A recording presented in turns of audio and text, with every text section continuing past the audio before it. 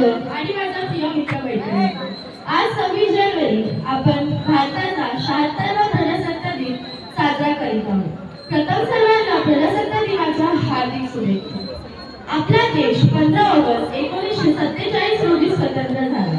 त्यानंतर देशाचा राज्यकारभार सुरळीतपणे चालावा म्हणून भारताचे संविधान तयार करण्यात आले. 26 जानेवारी हा दिवस आपल्यासाठी खूप अभिमानाचा आणि सन्मानाचा दिवस आहे. 26 जानेवारी 1950 रोजी भारताचे संविधान अंमलात असून भारतात खऱ्या अर्थाने संविधानाचे